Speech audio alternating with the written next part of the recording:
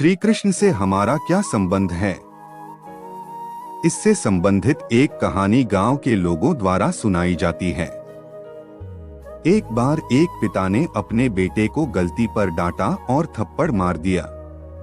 बेटे को यह बात इतनी बुरी लगी कि वह घर से भाग गया।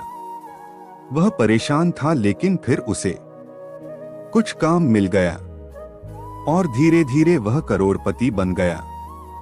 वयस्क होने के बाद उसने सोचा कि उसे घर जाकर अपने पिता को दिखाना चाहिए कि वह भी सफल हो सकता है।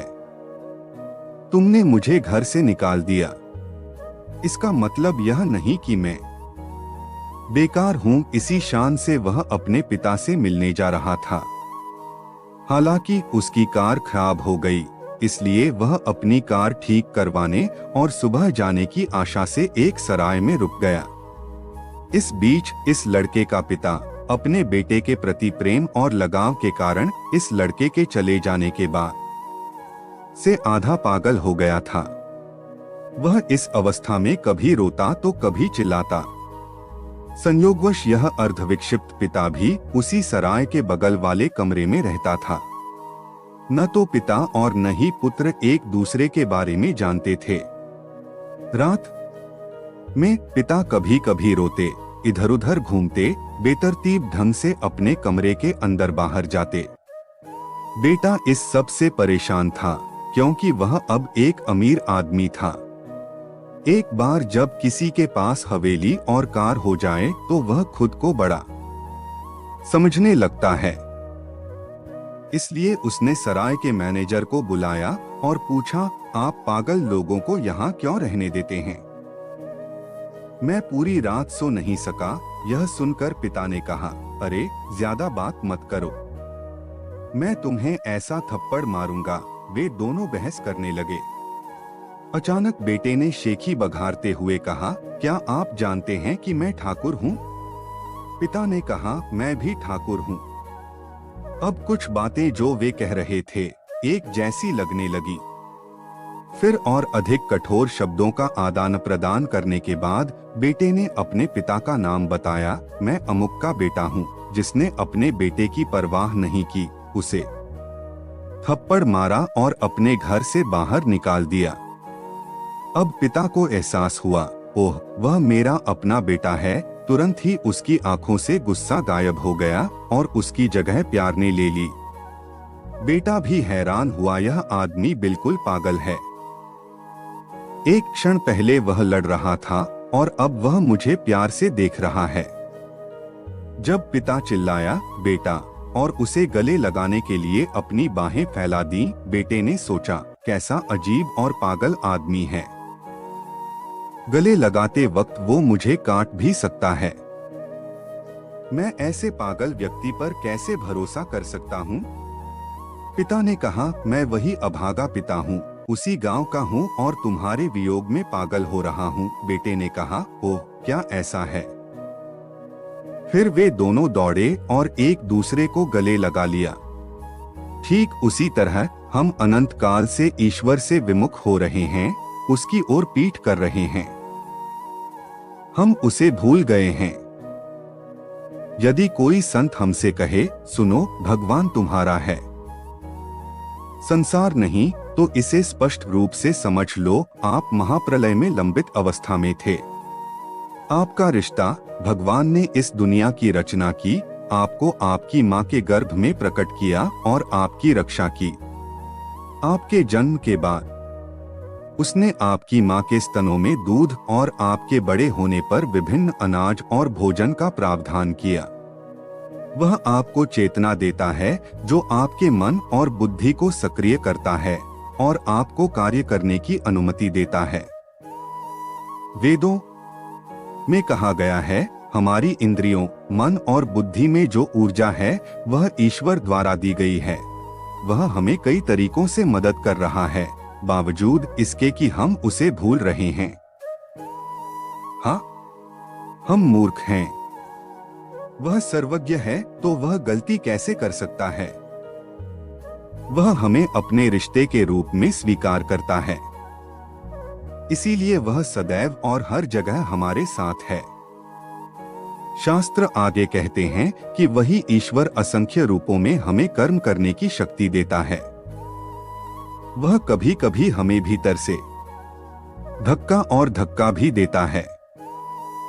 अरे ये तो गलत है, ऐसा मत करो। हम कहते हैं नहीं मैं करूंगा, वह कहता है ऐसा मत करो। हमने फिर विरोध किया, नहीं मैं करूंगा, वह चुपचाप स्वीकार करता है ठीक है ऐसा करो। जब आप कुछ गलत करते हैं तो आप सभी को अंदर से यह झटका लगता है, मैं चोरी कर रहा हूं, यह पाप है लेकिन मैं इसे फिर भी करूंगा। दूसरे शब्दों में वह हमारे भीतर रहकर हमें हमारे कर्मों का फल देता है, हमारे कर्मों को नोट करता है, हमारी इंद्रियों को सशक्त बनाता है और हर जगह हमारा साथ देता है। भौतिक जगत की अनंत ग्रह प्रणालियों का भी उसके साथ शाश्वत संबंध है। यहाँ तक कि जड़ पदार्थ पृथ्वी, जल, अग्नि, वायु और आकाश का भी श्री कृष्ण से शाश्वत संबंध है। कोई साधारण रिश्ता नहीं।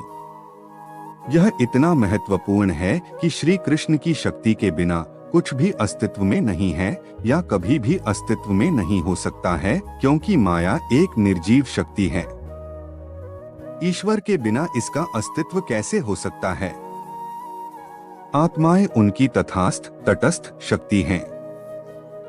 वैकुंठ धाम के नारायण जैसे दिव्य लोकों के अधिपति उन्हीं के निजी विस्तार हैं। वेद घोषणा करते हैं कि उनके अलावा और कुछ भी नहीं है। तो फिर ऐसी कौन सी चीज हो सकती है जिसका श्री कृष्ण से संबंध न हो? इसे आम आदमी की भाषा में समझने का प्रयास करें। एक सागर है और उस सागर में अनंत लहरें उठती हैं। कुछ लहरें बहुत ऊंची, कुछ मध्यम और कुछ छोटी होती हैं। लहरें एक दूसरे में विलीन हो जाती हैं। इसी प्रकार श्री कृष्ण सागर के समान हैं। कुछ ऊंची लहरें उनमें निवास करती हैं और वे दिव्य निवासों की शक्तियां हैं। मनुष्य मध्यम तरंगों का प्रतिनिधित्व करते हैं और राक्षस छोटी तरंगों का प्रतिनिधित्व करते हैं।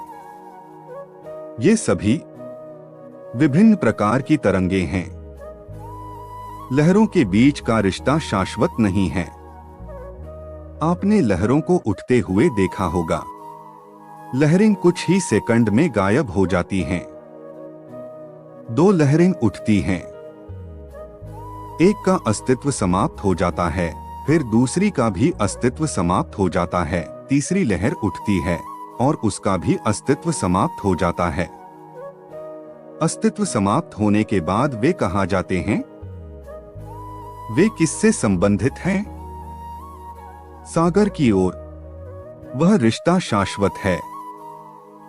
लहरें महासागरों के बिना अस्तित्व में नहीं रह सकती। सागर लहरों में व्याप्त है। इसी प्रकार आत्माओं के बीच या आत्माओं और माया के बीच कोई संबंध नहीं हो सकता। इसका अस्तित्व आत्मा और ईश्वर के बीच ही है और यह शाश्वत है। और भी कई कारण हैं। वेद हमें बताते हैं कि ईश्वर ने 5 तत्वों और सभी आत्माओं सहित सब कुछ बनाया। सब कुछ उसके भीतर स्थापित है। यदि ईश्वर ने केवल आत्माओं को प्रकट किया है तो कोई कह सकता है कि हमारा संबंध तब अस्तित्व में था जब हम प्रकट हुए थे। उसके बाद वह गोलोक में रहते हैं, इसलिए रिश्ता टूट गया है। ऐसा नहीं है। हमारे धर्म ग्रंथ घोषित करते हैं कि कोई भी आत्मा ईश्वर की शक्ति के बिना जीवित या अस्तित्व में नहीं रह सकती। वह सभी आत्माओं को जीवन देता है। जब आत्मा प्रकट होती है तो वह उसके भीतर होता है और वे एक साथ प्रकट होते हैं। पिता और पुत्र एक साथ प्रकट होते हैं। बेटा पहले पैदा नहीं हुआ था और पिता ने कहा, ठीक है, मैं अभी आ रहा हूं। ऐसा नहीं हुआ। 1 सेकंड का भी गैप नहीं था। नहीं तो रिश्ता टूट जाएगा और मुकम्मल रिश्ता नहीं कहलाएगा। जब ईश्वर ने संसार की रचना की तो माया तथा सभी आत्माएं ईश्वर में ही सूक्ष्म रूप में विद्यमान थीं। जब आत्माएं प्रकट हुई तो भगवान प्रकट हुए और उनके साथ रहे। विघटन के बाद वे एक साथ विलीन हो गए और चले गए। देखिए श्री कृष्ण के साथ हमारा रिश्ता कितना शाश्वत और स्थापित है।